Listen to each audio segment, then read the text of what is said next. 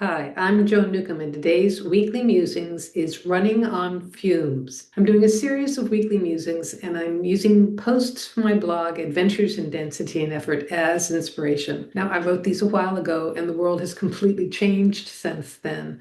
But I am finding this information still evergreen and very appropriate to what's going on now. At the end, I will summarize the topic based on today's news, and also stay tuned because I will have some special offers for you. Running on fumes. On Monday, I woke up sick and spent the first day walking around in amazement. I never get sick, so I don't know what to do. If I have a headache or a sprained ankle, I forget to take aspirin. The second day, I asked someone what you do when you get sick, and they said rest. A novel idea, since I'd normally power through it. The third day, I drank ginger tea, which helped and was tremendously productive. And yesterday, I was 100%, but today, I'm drinking ginger tea again. When I look at the big picture, I can see where I've been overextending myself. In many ways and on many levels, I've simply run out of gas. I just look at the title of my post and realize fumes can mean more than just fuel. I'm carrying around grievances. Fuming leaks energy. Illness is a message to focus on your body, to do something differently. I've engaged in several kinds of startups that aren't yet yielding results. When you begin something, you can't expect to receive from it right away. It's like being a parent of a newborn. My startups are 12 to 18 months old. I have a bunch of toddlers still in diapers. When I look at my calendar for the week, 90% of my schedule is in service or action. 10% is receiving. That's imbalanced, to say the least. I also know that although creativity is required in all my work, I'm not using my creative energy in a way that's nurturing or satisfying to me. I have 2 or 3 books I've been meaning to write for years. I'm not fetching. I'm sharing this, suspecting that a few of you out there will resonate. Where are you draining energy emotionally, physically, financially, or otherwise? Where do you feel your creek beds are dry? Are they dammed up or dried up? What can reverse the flow? Are you spinning your wheels? Are you stuck in a rut? What can give you traction? Here are some ways to give you some juice. Mini moments of enjoyment. Pause to enjoy the sunshine, the flower, or the view. Take a total break, a movie or a book, unless you use TV or your Kindle to waste time normally. Or take a walk or a hike. Ask for help. It might be as simple as a brainstorming session with a friend or hiring someone else to mow the lawn. You may discover your spouse, family, coworkers might be happy to pitch in if you ask nicely. Meditate, pray, journal, or energy work. If you're in the habit of any one of these, you may want to mix it up and try something else. You may find you need to strengthen other spiritual muscles. Try any one of these for the next 7 days and let me know in the comments below what happens. I'd love to read your comments. I was reflecting on this because there's a couple people in my household who are running on fumes, and my husband's taken a sick day today, though he is still looking at work emails on his phone. And the thing I was reflecting on here as well is how we're all under such a tremendous amount of stress that's going on in the world today. And it's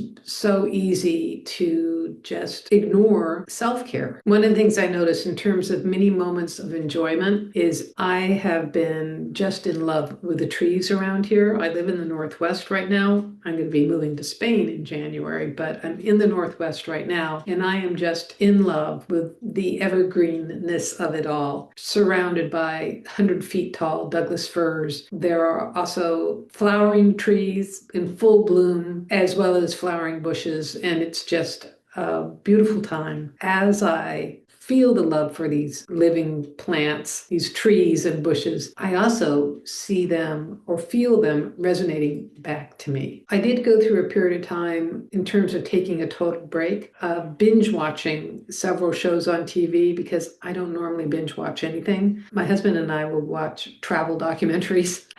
So I had some time to do that, and it did help a lot, just removing myself from the things I was obsessing over. And I have mixed up my energy work a bit. I'm focusing more on my updated techniques and making some changes to change this environment. I'm not controlling or fixing what's going on in the hologram, but I am changing the environment for me. When that happens, I can see a ripple effect of change. So if you like these videos, please share them with your family and friends and on your social media. Also, Also, please click the thumbs up button, the heart button, like or subscribe, and also comment, because all of these things tell the algorithm to share this far and wide and get this out to someone who really needs to see this. And if you'd like a free sample of one of my consciousness techniques, click on the link below to the skybox technique.